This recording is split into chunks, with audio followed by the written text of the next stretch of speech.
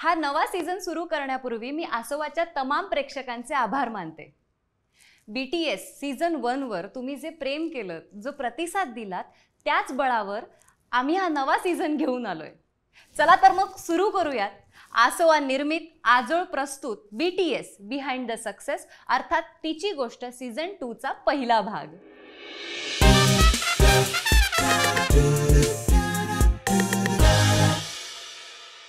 आज आपल्याला जी मैत्रीण भेटायला येणार आहे ती स्वतः सोबत इतरांचंही हसू गोड कसं होईल याची पुरेपूर काळजी घेते. अहो कारण ती डेंटिस्ट आहे. घर, क्लिनिक आणि 2 गोड मुलं या सगळ्यांची जबाबदारी ती समर्थपणे पार पाडते. आणि हो, एक सांगायचं राहिलंच, तिचा नवरा महाराष्ट्राचा सुपरस्टार आहे, चॉकलेट बॉय आणि एक प्रतिभावान अभिनेता आहे. मी स्वागत करते डॉक्टर लीना शरद आराध्य हिचं.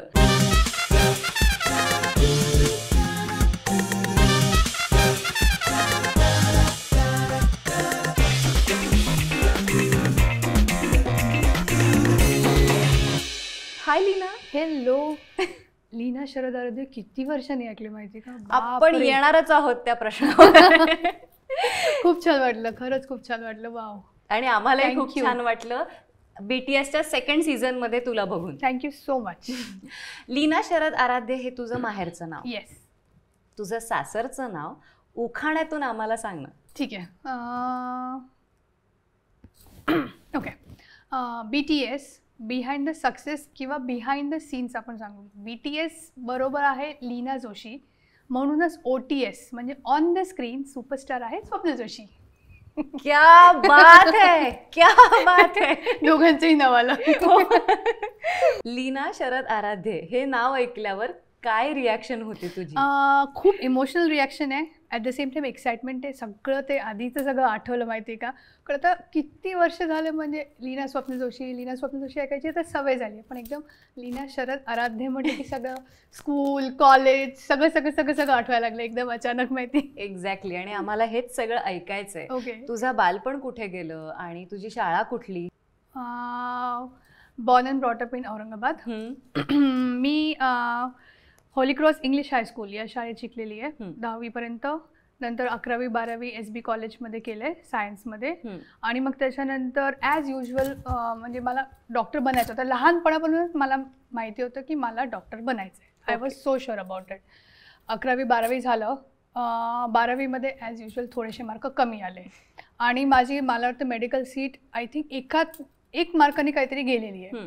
आणि मग तेव्हा मी I was the last batch ज्यांना एंट्रन्स एक्झाम नव्हती. म्हणजे 12वीच्या मार्कावर आम्हाला कम्प्लीट ॲडमिशन मिळायची.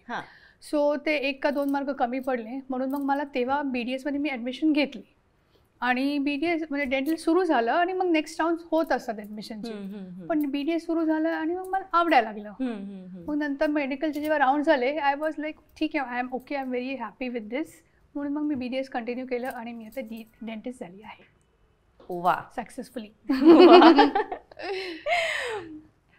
आपण सगळ्यांनीच कृष्णाची मालिका पाहिलेली आहे. येस. आणि 1 मिनिट, मी ना आत्ताच क्लिअर करते, मी स्वप्नील दादा म्हणणार नाही. चॉकलेट बॉय म्हणण्यावर आय वॉज लाईक ओके वा. हे ना मला ना लग्नाच्या आधी ऐकायचं. खूप लोक बोलायचे ना.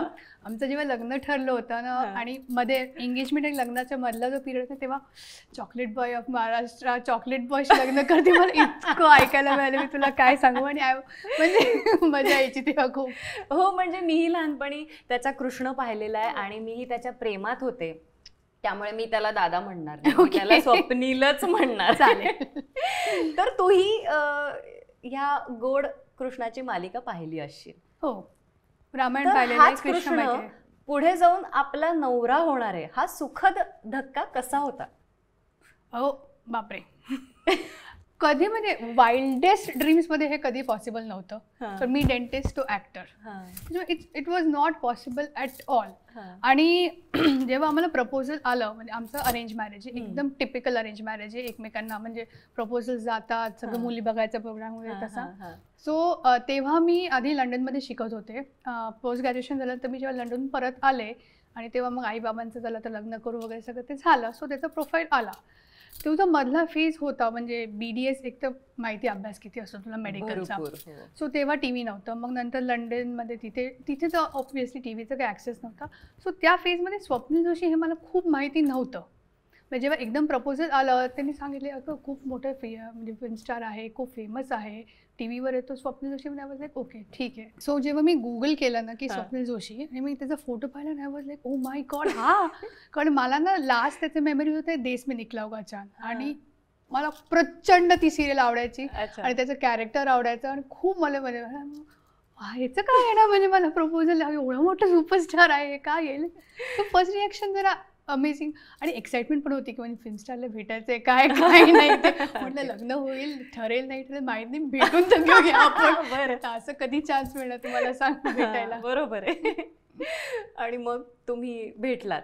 हो. मग बाई मी खरंच सांगू का तुला, आमची किस्सा असा आहे ना की मी सांगितलं ना की आमचे प्रपोजल्स एकमेकांचे एक्सचेंज झाले. सो जेव्हा फर्स्ट टाईम मला आलं होतं सो मी पहिले म्हटलं की नाही मला फिल्म स्टारशी लग्न नाही करायचं. म्हणजे काही संबंधच नव्हता ना, म्हणजे हाऊ विल मी ॲडजस्ट, एकदम फील्ड्स वेगळा. सो फर्स्ट टाईम आमचं रिजेक्ट झालं होतं प्रपोजल.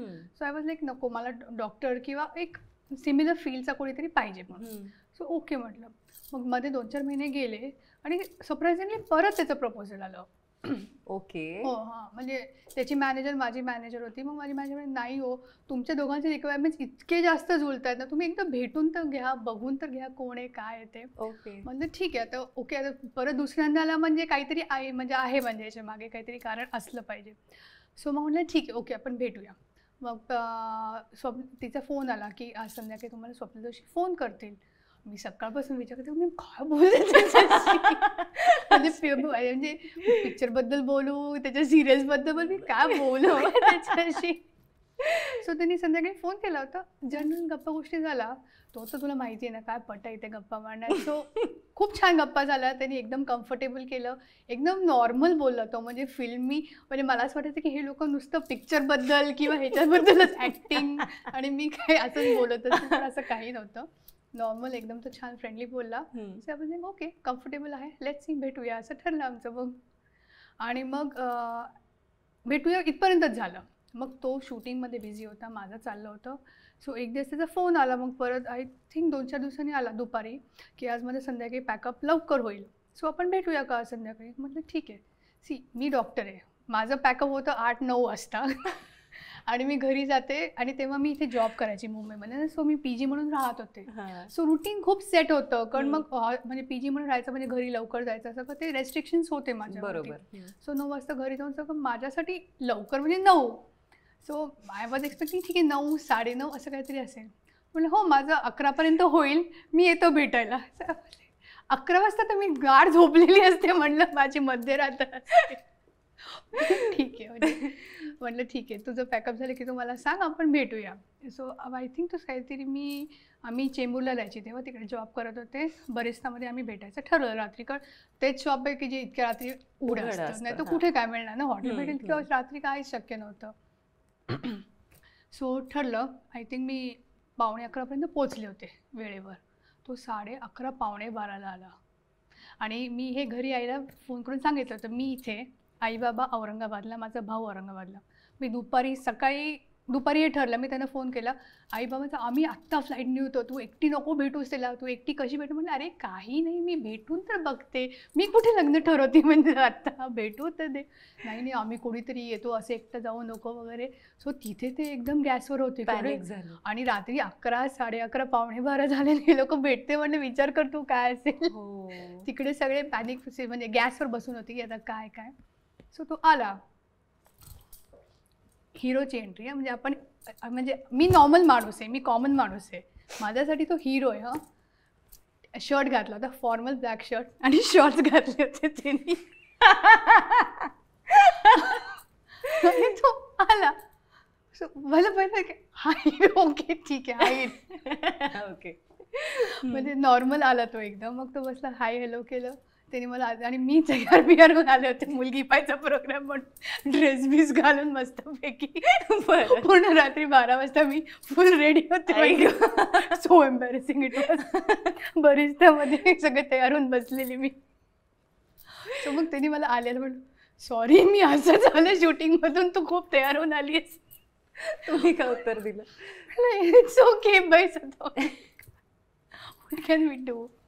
आणि मग गप्पा गोष्टी एकदा सुरू झाल्या, एक्सचेंज ऑफ व्ह्यूज झाले आणि मग ते जे झालं एकदमच म्हणजे it was so comfortable. Frequency इतकी जुळली आणि 1, 2, 3, 4 करत आय थिंक आम्ही ऑलमोस्ट 2:30-3 पर्यंत गप्पा मारत होते तिथे. म्हणजे ते बरिस्ता बंद झालं कारण तो फिल्म स्टार ना, त्याला कसं उठवणार ना, म्हणून बाहेर बंद होतं पण आम्ही आत बसलो होतो. आणि आय थिंक ऑलमोस्ट 2-2:30 काहीतरी झाले होते बाय द. आणि मग निघालं तर पाहिजे ना. म्हणजे तुम्ही आवडलात त्याच दिवशी हो, एकमेकांना? त्याला आवडलं होतं म्हणजे. आणि त्याच्या गप्पा झालो कारण तो he is very good in talking, तुला माहिती आहे.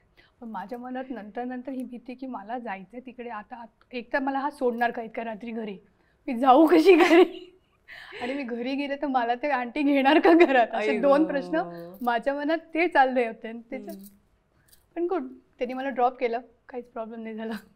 सत्कारणी लागला तो. ॲब्सोल्युटली. मगाशी मी तुझी ओळख करून देताना घर, क्लिनिक आणि तुमची 2 गोड मुलं याबद्दल सांगितलं. हे सगळं तू कसं मॅनेज करतेस? हे सगळं मला खूप जास्त आवडतं, त्याच्यामुळे it comes naturally to me. घर, क्लिनिक करायचंच आहे. घर आहे, मुलं प्रायोरिटी आहेत, सगळंच आहे, करायचंच आहे माहिती आहे आपल्याला. So we have to do it. I don't do it as my duty. I do it because I love it. I love everything. I love everybody. And I want to do that for them. That's why I do it. Born and brought up in Aurangabad. Yes. तर औरंगाबाद ते मुंबई हे transition कसं काय घेतलंस तू? म्हणजे तिथून इथे shift झाल्यानंतर? मी औरंगाबादला BDS केलं होतं ना, त्याच्यानंतर माझं फायनल इयर झाल्यावर मी मुंबईला 1 वर्ष सेंट जॉर्जेस हॉस्पिटलमध्ये जॉबला होते. सेंट जॉर्जेस हॉस्पिटलमध्ये VT स्टेशनच्या बाजूला ना, तिथे डेंटल कॉलेज आहे ना सेंट जॉर्जेसचं. सो मी तिकडे 1 वर्ष जॉबला होते. सो तेव्हा मी मुंबईत राहिले होते. सो मुंबईचे लाईफस्टाईल आणि हे सगळं, तेव्हा पण हॉस्टेलवर राहिले होते, सगळं ते माहिती होतं म्हणजे. आणि मुंबई समहाऊ माहिती का, मला मुंबईचं खूप अट्रॅक्शन आहे पहिल्यापासून. लहानपणापासूनच मुंबईचं खूप अट्रॅक्शन होतं कारण तेव्हा ना माझी मावशी मुंबईला होती. सो आम्ही सुट्ट्यांमध्ये यायचो इथे. सुट्ट्यांमध्ये 15-20 दिवस माझं ठरलेलं होतं की मामाच्या गावामध्ये नाही पण मावशीकडे मुंबईला जायचं. सो ती आम्हाला मुंबईतच तेव्हा मॉल होते. औरंगाबाद तसं तेव्हा म्हणजे तेव्हा डेव्हलप नव्हते, it was a small town. So एक तर तेव्हा आम्हाला मुंबईला पुष्कळ वेळा प्लेननी यायला मिळायचं. सो ती एक्साइटमेंट असायची लहानपणी की प्लेननी मुंबईला जायचं. मग मावशी मला मॉलमध्ये घेऊन जायची, गार्डन्समध्ये घेऊन जायची. इथे खूप नवीन होतं आमच्यासाठी ना सगळं. सो मुंबईचं अट्रॅक्शन हे नेहमीच होतं. आणि मी जेव्हा जॉब केला आय न्यू की I would settle here. Okay. त्यामुळे तुझं तेव्हाच ठरलं होतं की मुंबईला जाऊन आपण नोकरी करायची आणि तिथेच सेटल व्हायचं. म्हणजे BDS झालं, मी जॉब केला, त्याच्यानंतर मग मी काही वर्ष लंडनला होते आणि मग त्याच्यानंतर परत आले. घरी होते मी, पण मला जॉब करायचा होता आणि मला माहिती की मुंबईत खूप ऑपॉर्च्युनिटीज होत्या. कारण आपल्याकडे काय माहिती का, ट्रेडिशनली ना मुलीचं लग्न झालं की मग मी डेंटिस्ट आहे ना, मला स्वतःचं क्लिनिक लागतं प्रॅक्टिस करायला, or I have to work somewhere. लग्न व्हायच्या आधी मी क्लिनिक नाही उघडू शकत कारण कुठे लग्न होईल, कुठल्या शहरात आपण जाऊ, काय ते प्रेडिक्ट करता येत नाही. म्हणून मला जॉबच करायला लागला. सो आय न्यू की मुंबईत येऊया कारण ऑपॉर्च्युनिटीज खूप आहेत मुंबईमध्ये. आणि एवढं स्पेशलायझेशन केलं, एवढं शिकलं म्हटलं की आपल्याला तेवढं एक्सप्लोर करायलाच पाहिजे ना. नक्कीच. म्हणून मग मी इकडे आले. ह्या सगळ्यात स्वप्नीलची कशी काय मदत होते? तो काही मदत करत नाही, हीच सर्वात मदत आहे. कुठल्याही मॅरेजमध्ये मला वाटतं स्पेस देणं खूप महत्त्वाचं आहे. आणि इन अ वे इनडायरेक्टली, कारण स्वप्नीलचा जॉब तो जॉब नाही म्हणजे त्याचं काम प्रोफेशन असं आहे की ही इज व्हेरी बिझी. जेव्हा त्याचं एखादं प्रोजेक्ट सुरू होतं तेव्हा तो खूप दिवस घरी नसतो किंवा घरी आला तरी तो खूप बिझी असतो. म्हणजे मी एक्सपेक्ट नाही करू शकत. त्याच्यामुळे मला माझी भरपूर स्पेस मिळते.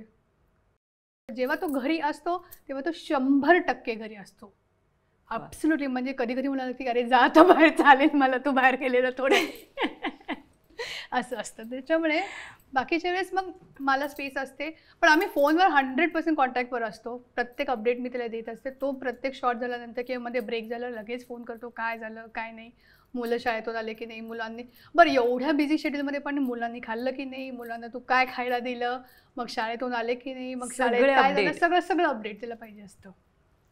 सो तो असं इन टच आहे, फुल कॉन्ट्रीब्युशन आहे त्याचं. आणि आता ह्या सगळ्याबद्दल तुझ्या एका जवळच्या मित्राचं काय म्हणणं आहे ओके. ते आपण बापरे, कोण आहे? हाय लीना, सॉरी आपण Oh. आत्ताच बोललो पण मी तुला काही बोललो नाही. I already knew about okay. Anyways ते मला म्हणले होते की बाईट कर आमच्यासाठी. Here goes. मला फार आनंद आहे की तू आज BTSच्या एपिसोडमध्ये फीचर होतेस, बिहाइंड द सक्सेस, आणि अत्यंत ॲप टाईटल आहे. कारण आपली 10-12 वर्षांची ओळख आहे आणि त्या 10-12 वर्षात मला जे काही यश मिळालं किंवा मी जे काही काम करू शकलो, चांगलं वाईट छोटं मोठं, त्याच्यात तुझा सिंहाचा वाटा आहे. कारण हे काम करत असताना ज्या पद्धतीने तू आईबाबांची काळजी घेतेस, आता मुलांची काळजी घेतेस, ज्या पद्धतीने तू घर सांभाळतेस, म्हणूनच मी प्रोफेशनली इतक्या इजनी, कम्फर्टने किंवा रादर इतक्या बेफिक्रीने काम करू शकतो. कारण मला माहिती आहे माझ्या घराची काळजी घेतली जाते आणि ते तू बघतेस एक हाती. हे करत असताना तू एक अत्यंत उत्तम डेंटिस्ट आहेस, तू एक अत्यंत यशस्वी डॉक्टर आहेस, तुझी एक अत्यंत यशस्वी प्रॅक्टिस आहे. आणि असं असताना सुद्धा तू नेहमी अत्यंत सुंदर बॅलन्स स्ट्राईक करण्याचा प्रयत्न करतेस. तुझी मुलं, त्यांचे प्रायोरिटीज, आई बाबा, मी आणि मग तुझं काम. सो आय थिंक हे कठीण आहे, हे करणं सोपं नाही. आणि तू तो बॅलन्स खूप सुंदर पद्धतीने जपतेस, सांभाळतेस. आणि मुळात म्हणजे त्याच्यात तू कधीही त्यागाची भावना न आणता कर्तव्याची भावना आणतेस. तुझी फार कौतुकास्पद वाटतं मला. तू फिटनेसबद्दल प्रचंड आग्रही आहेस, तू आणि तू खूप मेहनत करतेस आणि उत्तम रिझल्ट मिळतात तुला. तू खूप छान वेट लॉस आणि ते सगळं केलं आहे. या सगळ्याबद्दल मला तुझा प्रचंड अभिमान आहे. इतक्या फॉर्मली कधी सांगायची वेळच नाही, कारण तुझ्याबरोबर जनरली टाइमपास असतो. You are also my best friend, त्यामुळे आपण जनरली मस्ती जास्त करतो, टाइमपास जास्त करतो. पण या निमित्ताने मला तुला हे सांगायचं आहे, I am extremely proud of you. तुझ्यातला मॅडनेस जागा ठेव, तुझ्यातलं लहान मूल जिवंत ठेव आणि अशीच आमच्या सगळ्यांची काळजी घेत राहा आणि तुझ्या सगळ्या इच्छा पूर्ण होऊ देत. तुला जे हवं आयुष्यात ते तुला सदैव मिळत राहू दे. आणि मी all of us be the reason for your smile always. I am extremely proud of you Leena. God bless. Bye. Thank you. वा, कसं वाटलं कौतुक? वा, एवढं बापरे, सुपर. थँक्यू. इमोशनल आहे. प्लीज मी रडीन आता, नको. काय वाटलं तुला हे सगळं ऐकल्यावर? नाही, तू खूपच, म्हणजे तू ॲक्च्युली खूप फॉर्मलच बोलला पाहिजे का, नाहीतरी एवढं कधी तो बोलत नाही. थँक्यू. तुमच्या एंगेजमेंटचा एक किस्सा आहे जो जगजाहीर आहे, तो ऐकायचा. वर्ल्ड फेमस किस्सा. अरे देवा. सो मी तुला जसं सांगितलं, आम्ही बरिस्तामध्ये भेटलो. स्वप्नील म्हणाला ठीक आहे, मी फोन करून सांगतो. आणि स्वप्नील जोशीची सकाळ होते 10-11 वाजता, कारण हे लोक रात्री शूट करतात. आणि माझी सकाळ होते 5 वाजता. कारण तेव्हा मी एकटी राहायचे ना, मग सगळं करून आवरून मिळून सकाळी 8:30 वाजता क्लिनिकला पोचायचं होतं. सो सकाळी फोन करेल म्हणजे आय वॉज एक्सपेक्टिंग की 9-9:30 उठून नाश्ता बिष्टा करून 9:30-10 पर्यंत तो कॉल करेल. सो 10-11 पर्यंत कॉल नाही आला. सो मला वाटले चला आपला पत्ता कट, की आता काही कारण नाही, की इट्स नॉट हॅपनिंग करके असं होतं. मग मला वाटतं 12:30-1 वाजता त्याचा काहीतरी कॉल आला की खूप छान झालं सगळं कालचं, आपण लग्न करूया. आणि 2 मिनटं मी म्हणजे अरे हे काय, म्हणजे मी काहीच रिॲक्ट केलं नाही. मग त्याच्यावरून तिला कळलं की नाही म्हणजे असं काही नाही आहे, अजून भेटू थोडंसं, तू माझ्या आईबाबांना भेटून घे, मी भेटतो तुझ्या आईबाबांना, मग आपण सगळं ठरवूया. पण मला सगळं ओके, मी लग्नाला तयार आहे. मी म्हटलं ठीक आहे. मी इतकंच हळू फक्त ठीक आहे असंच म्हटलं. एकदम कसं हे करणार ना. सो मग नंतर मग सगळं आपलं नेहमीसारखं आईबाबांना भेटले, सगळं ओके झालं आणि एव्हरीथिंग वॉज व्हेरी कम्फर्टेबल. म्हणजे असं वाटलंच नाही खरंच, माहिती का, घर पण आईबाबा पण इतकं साधे नॉर्मल आहेत, इतके प्रेमळ होते, इतके छान वागले माझ्याशी. म्हणजे मी दुपारी क्लिनिक केलं सकाळचं, मग तयार होऊन दुपारी त्यांना भेटायला गेले होते, की लंच टाइम जो असतो ना माझा, ते लोक राहायचे तेव्हा कांदिवलीत, मी होते चेंबूरमध्ये. एवढं ट्रॅव्हल करून 1-1.5 तास मी गेले. मग आईने मला छान गरम गरम पोहे, चहा हे सगळं दिलं. 5 वाजता मला संध्याकाळी क्लिनिकला परत यायचं होतं. सो मी जाणार होते, पण आईबाबांनी मला बिलकुल सोडलं नाही, माहिती आहे का. तुम्ही थांब, आम्ही चेंबूरलाच येतो, मठामध्ये जायचं आहे आम्हाला, तर आम्ही तुला सोडतो चेंबूरमध्ये. ॲक्च्युली त्यांना जायचं नव्हतं, हे मला नंतर त्यांनी सांगितलं. पण एकटे कसं तुला सोडणार ना, की तू एवढ्या लांब आली आहे सगळं. त्यांनी मला ऑल द वे चेंबूरला सोडलं माझ्या क्लिनिकमध्ये. आणि मग सो खूप छान होतं, म्हणजे मला खूप पॉझिटिव्ह फिलिंग, खूप चांगली फिलिंग आली आणि सगळं झालं, ठरलं आमचं. आणि एंगेजमेंट ऑगस्टमध्ये ठरली. सगळं झाल्यावर ऑगस्टमध्ये असतो पाऊस. यांनी एंगेजमेंटला बस केली होती, सगळे नातेवाईक फ्रेंड्स बिंड सगळेजण बस करून यायचं ठरवलं. मुंबईहून निघाले, सकाळी निघाले मस्तपैकी. चहा नाश्ता सगळं झालं आणि औरंगाबादच्या जवळ आले आणि खूप प्रचंड पाऊस सुरू झाला. खूपच जोराचा पाऊस सुरू झाला. आम्हाला आठवत आहे, आमचा संध्याकाळी 7चा मुहूर्त होता एंगेजमेंटचा आणि हे लोक वेळेवर फॉर अ चेंज सकाळी 7 वाजता निघालेले होते मुंबईहून. सो नगरपर्यंत ओके आले, सगळं जेवण झालं, लंच झालं, सगळं झालं. सो 6पर्यंत पोचेल, 5पर्यंत, 6 उशीर असं सगळं होतं म्हणजे रुटीन. आणि खूप पाऊस सुरू झाला आणि त्याच्यात त्यांची बस झाली पंक्चर. सो त्या पावसात पंक्चर काढायचा वगैरे खूप डिले होत होता. आणि सगळे लोक येऊन बसलेले एंगेजमेंट हॉल बिल सगळं, माझे सगळे नातेवाईक आलेले. पण आधीच सगळ्यांचं होतं की आता हिने फिल्मस्टारशी लग्न ठरवलंय, का होते काय नाही.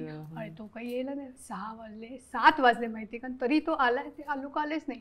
पण आम्ही फोनवर कॉन्टॅक्टमध्येच होतो, अगं नाही म्हणजे पंक्चर झालंय, पंक्चर काढतोय, खूप पाऊस आहे, हे ते सगळं. I think there hardly 10-15 kilometre औरंगाबादपासून. अच्छा. हो, तो म्हणजे की अगं मला कळते मी अगदीच 10-15 किलोमीटर, पण पंक्चर निघाल्याशिवाय कसं येणार. आणि पाऊस खूप असल्यामुळे ते पंक्चर काढायला खूप अवघड जातो. सो ते चाललं होतं. 7-8 वाजले आणि मग सगळ्यांचं सुरू झालं की म्हणजे आता हा येतो की नाही, इथपर्यंत सगळ्यांचं झालं होतं की. मग शेवटी एक पॉईंटवर मला आता 8:30-9 वाजता मी त्याला कॉल केला, मला सांग तू कुठे, मी गाडी काढते, तुला आणि आई बाबांना घेऊन मी येते, बाकी सगळे येतील नंतर बसने. तुला मी आधी इथे घेऊन येते म्हणून की एंगेजमेंट. सगळ्यांना विश्वास बसला पाहिजे की खरंच मी लग्न ठरलंय, तो खरंच येतोय बाई लग्नाला म्हणून. सो असं पण आले ते लकीली. आय थिंक 9:30-10 वाजता आले. त्याच्यानंतर मग पुढे सगळं फंक्शन झालं आणि सगळं साखरपुडा झाला आणि मग सगळं ऑफिशियल झालं आणि सगळ्यांना खुश झाला. बरं, आयुष्यातली कुठली गोष्ट तुला रिक्रिएट करावीशी वाटते? ओके, एकच गोष्ट आहे जी मला असं वाटतं की I could have done better, की म्हणजे मी बाबांना वेळ माझा खूप कमी दिला. आमचं लग्न ठरलं, एंगेजमेंट नंतर माझे बाबा वारले. म्हणजे आमचं डिसेंबरमध्ये लग्न होतं आणि आय थिंक नोव्हेंबर एंडला माझे बाबा वारले. सो तेव्हा मग लग्न बिग्न ते पाहू शकले नाही. पण मग कसं होतं माहिती आहे का, माणूस गेलं ना की आपल्याला जाणवतं की I could have done better. मी त्यांना जास्त, कारण मी लहानपणी मी आणि बाबा खूप क्लोज होतं.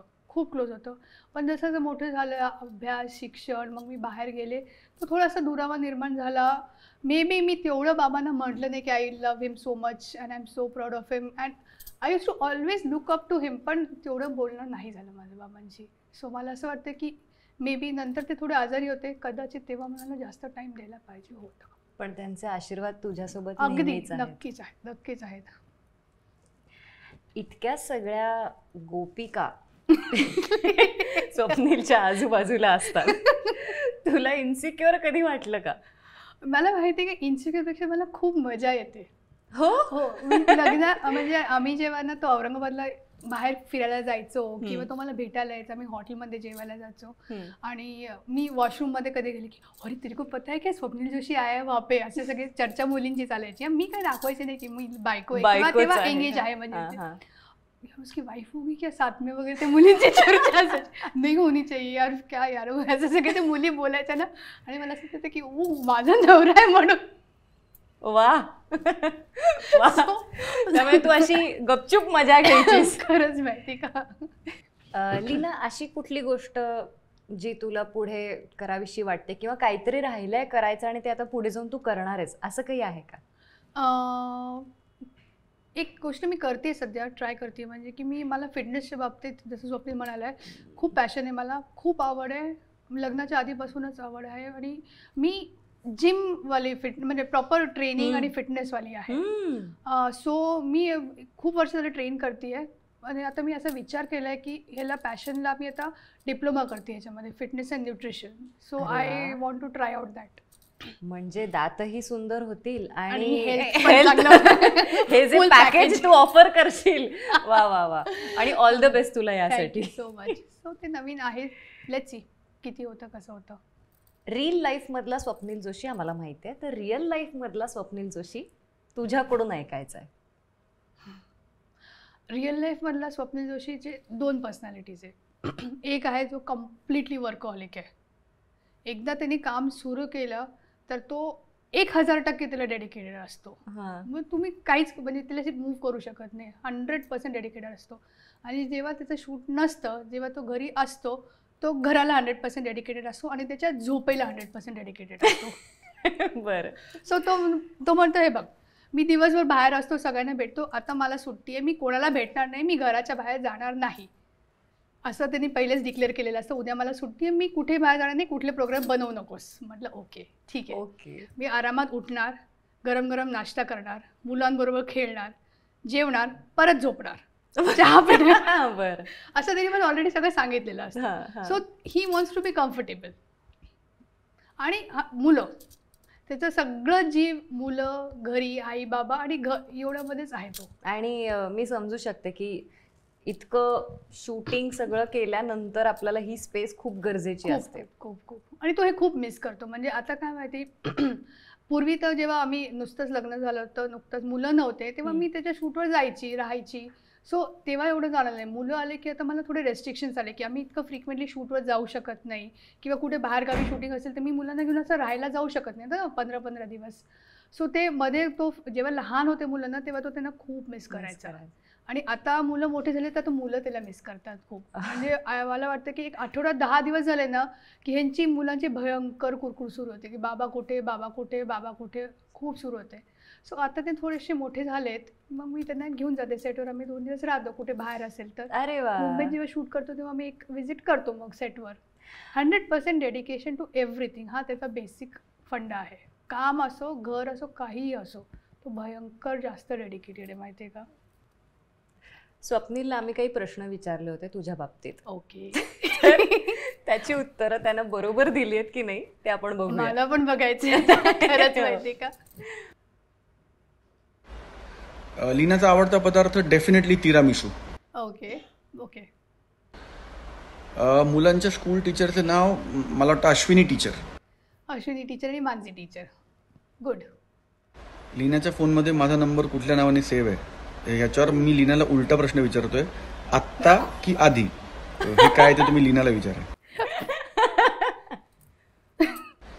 पहिल्यांदा भेटलो त्याचा किस्सा प्लीज लीनाला विचारा. पहिल्यांदा भेटलो तेव्हा रात्री 11 वाजता भेटलो होतो. कॉफी प्यायली होती आणि मला वाटतं मफिन्स, कपकेक्स असं सगळं खाल्लं होतं. पण त्याचा किस्सा लीनाला नक्की विचारा. वाव.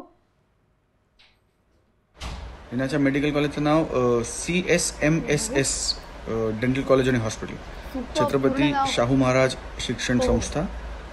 या संस्थेचं डेंटल कॉलेज आणि हॉस्पिटल औरंगाबाद. लीनाचा आवडता हिरो मला खूप आवडलं असतं स्वप्नील जोशी म्हणायला, पण अनफॉर्च्युनेटली लीनाचा आवडता हिरो स्वप्नील जोशी नाही आहे. लीनाचा आवडता हिरो रणवीर सिंग आहे. घाबरून असतो बायकोला असलो मी जरी हौशी. घाबरून असतो बायकोला असलो मी जरी हौशी, कारण दात तोडायचं ऑफिशियल लायसन्स म्हणजे आमची लीना जोशी.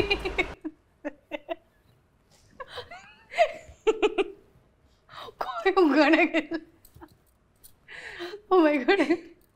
ओके. कसं वाटलं. त्याला पुष्कळ गोष्टी लक्षात माहिती आहेत आणि खूप माहिती आहे, खूप माहिती आहे. Very nice. एक फोटो आहे जुना. ओके. तर तो फोटो बघून तुला काय आठवणी येतेय ते आमच्या बरोबर शेअर करायचं. अरे अरे हा खूपच जुना फोटो आहे. आय थिंक जस्ट आमचं लग्न झालं होतं तेव्हा. हो, आम्ही तेव्हा ना कांदिवली जुन्या घरी म्हणजे गोकुलकडे राहायचो. जस्ट लग्न झालंय तेव्हा, तेव्हाचीच पेज आहे. पहिले 6 महिने सेम ड्रेस करायचं आणि ते सगळं ते दिसतंय ना आमचं रोमॅन्टिक जो पेज होती ना तेव्हाची येते. ते किती लहान दिसते, सो क्यूट. चॉकलेट बॉय दिसतोय खरंच तर त्याच्यात. लीना, कसं वाटलं तुला इथे येऊन. म्हणजे BTSचा जो थॉट आहे की जे सेलिब्रिटीज असतात त्यांच्या सहचारिणी, त्यांच्या बायका, ह्यांचाही कुठेतरी सिंहाचा वाटा असतो. करेक्ट. आणि ह्यांच्याबद्दल प्रश्न विचारणारे आणि असे आपल्याला खूप कमी आढळतात. बरोबर. तर तुला कसं वाटलं ह्या सगळ्याबद्दल मोकळेपणाने गप्पा मारायला. खूप म्हणजे तुला सांगू का, खूप इमोशनल आहे हे की आता एकदा लग्न झालं आणि इतके वर्ष झाल्यानंतर आपण तिथले होऊन जातो. असं म्हणजे ना की लीना स्वप्नील जोशी असं मी झाले होते. हम्म. तू एक तर मला लीना शरद आराध्य म्हणून म्हटलेस, त्याच्यामुळे तिथूनच ते सुरू झालं की सगळं की ओके म्हणजे पहिल्यापासूनचं सगळं आहे.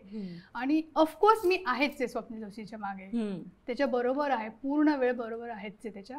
आणि मला असं वेगळं रेकग्निशन नको, पण इथे येऊन पहिल्यांदा, आणि माहिती आहे का, मी पहिल्यांदाची एकटी इंटरव्ह्यू द्यायला आलेली. तू मगाशी सांगत होतीस सगळे की- इंटरव्ह्यू तेच म्हणजे स्वप्नील बरोबर किंवा फॅमिली इंटरव्ह्यूज किंवा फॅमिली फंक्शन असंच झालं की माझा इंडिव्हिज्युअल असा इंटरव्ह्यू पहिल्यांदा झाला इतक्या वर्षानंतर. सो खूप एक्साइटिंग आहे आणि मी खूप नर्वस पण होते. मी तयार बियार होऊन मुलांना, म्हणजे मी कालपासून ऍक्च्युअली तयार करते, माझी शूटिंग आहे. सो त्यांना असं वाटलं की शूटिंग म्हणजे बाबा शूटिंगला जातो तसं आई पण आता शूटिंगला जाते, म्हणजे बाबा नाहीचं काहीतरी इंटरव्ह्यू असलं काय. आणि मी तयार बियार होऊन निघाले एकटी. सो राघव कुठे चाललीस एकटी? मी म्हटलं मी शूटिंगला चालली आहे. एकटीच? बाबा नाही येते? म्हटलं नाही, आज माझं एकटीचं शूटिंग आहे. तो म्हणतो आर यू शुअर तुझं एकटीचं आहे? मी म्हटलं हो, आय एम 100% शुअर, आज फक्त माझ्या एकटीचं शूटिंग आहे. आता इंटरव्ह्यू बघितल्यावर त्याला कळेल की आपल्या आईने काय इंटरव्ह्यू केला आहे. नक्कीच. Leena, thank you so much. I hope की तुला इथे येऊन खूप मजा आली असणार आहे, खूप मजा आली आणि खूप गोष्टी शेअर करता आल्या असणार आहे. खूप खूप खूप. आणि आम्हालाही खूप मजा आली तुझ्या बरोबर गप्पा मारून. मस्त. लीना, तुझ्यासाठी आमच्याकडून एक छोटीशी भेट आहे. थँक्यू. BTS म्हणजे बिहाइंड द सक्सेस सीझन 2चे आपले स्पॉन्सर आहेत आजोळ. त्यांच्याकडून तुझ्यासाठी एक छानसं gift hamper. Thank you so much.